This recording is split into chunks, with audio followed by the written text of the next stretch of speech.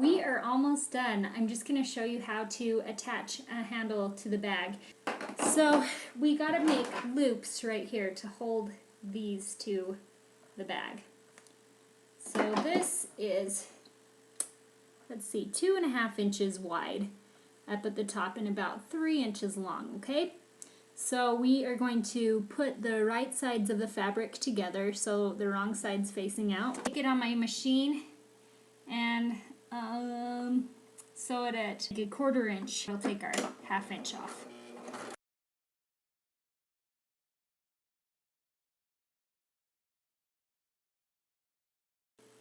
So here we go. Now the fun part where I'm going to turn it right side out.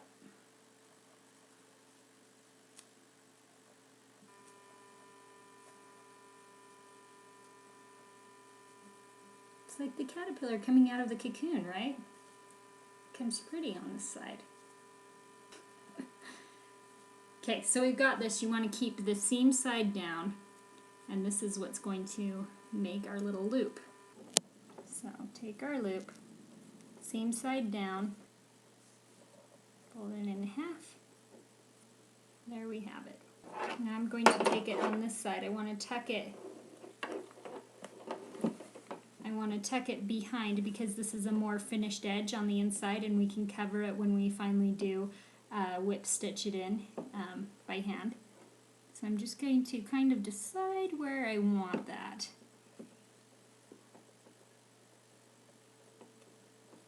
Okay, it's looking good. So there we've got it. There we've got it pinned.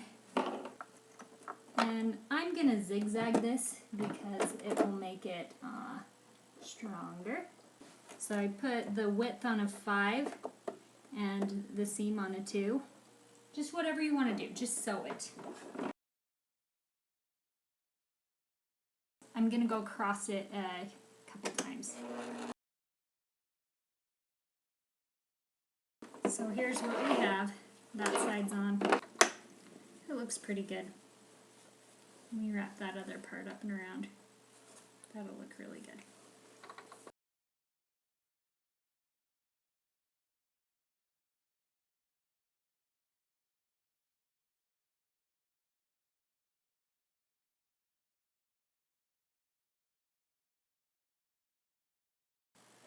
I've got the straps on. Now all I need to do is sew around the edge of the bag, so that it can be up and over the lining. So I've got this side right here all good and pinned. It's all pinned up around the edges, and when I got up here I just kind of had to tuck it down behind here.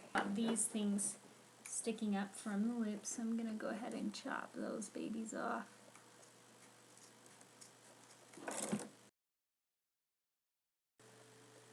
So I'm just going to fold it in back behind, and I'm going to stick it behind the ice cream bucket. It's a good looking ice cream bucket. Just like that. I'm going to show you this front side. So right here, I want it to maintain its roundness. So I cut these in wedges. See how I cut like wedges? The rest along here is slits. When it rounds out this way, then you cut it in wedges. When it rounds down this way, then you, anyway.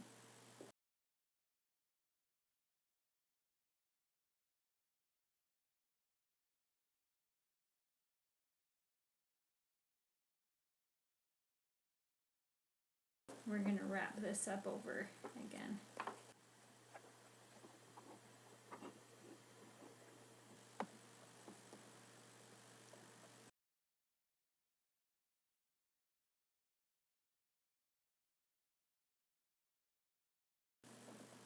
Cheryl, I love your bag. Where did you buy that? Oh, I made it. You made that? No way. I don't know. Either way, I think I'll get a little bit of both. Don't you? It looks like it could be either or.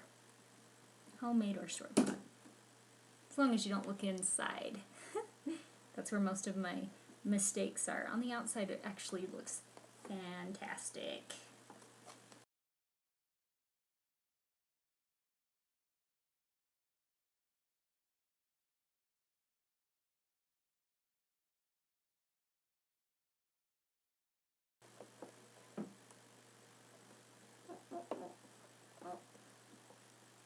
You know, this project has gone pretty dang well. I know I've been changing my clothes a lot, well, I haven't been changing my clothes, I've just done it on different days, but this bag has taken me about 3 hours to make. So it really hasn't been that bad. It's just come together really well.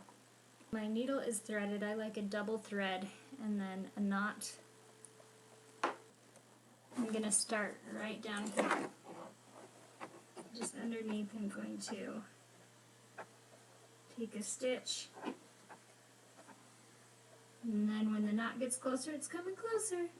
Then I stick it in between the two threads and that tacks the knot so that I don't have to do 5 knots and still be like, was that good enough? Is that not really going to hold? Like this, I'm going to go up through the lining and just barely up out through the top fabric. And then through the lining. And then see, I'm just kind of going on a diagonal.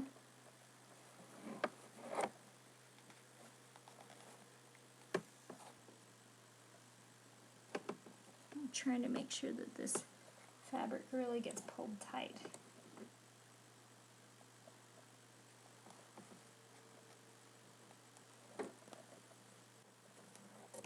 Okay, so the rest seems pretty self-explanatory. Pretty much just go around the entire bag until it's all the way done. Or if you want to, you can just go on your machine and you can just sew all the way around the edge. I'm not an amazing straight line sewer. Just with my machine, it would be the thing that gave it away. So that's why I am just whip stitching this underneath all the way around. The wedding was awesome. It was like everything it needed to be for this cousin, and so really happy for her. But anyways, I wore all of this. I wore the dress and the heels and the bag to the wedding, and it was really fun. And I got a lot of compliments on it. Mostly, I ran up to my cousins and I was like, look at this bag that I made. Isn't this awesome? And then they would go, oh, that's really great, and then talk to me about it. But there were some people that came up and were just like, where did you get that bag? I love that. But anyway, people really liked it. And there's one more thing I wanted to tell you about, and it's to make the bag not droopy. And this is something I forgot to show you. So this happens before the lining, but after you sew the seams apart. Okay.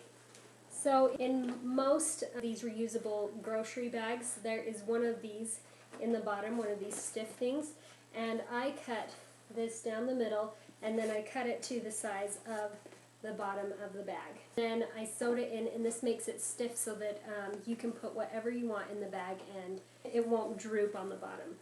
That's what gives it the shape forever, no matter what you've got in it.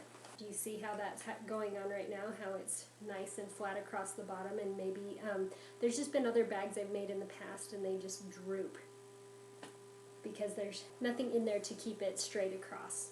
So anyways, this has turned out really good. I'm really excited about it, and I hope that it works out for you guys. See you later.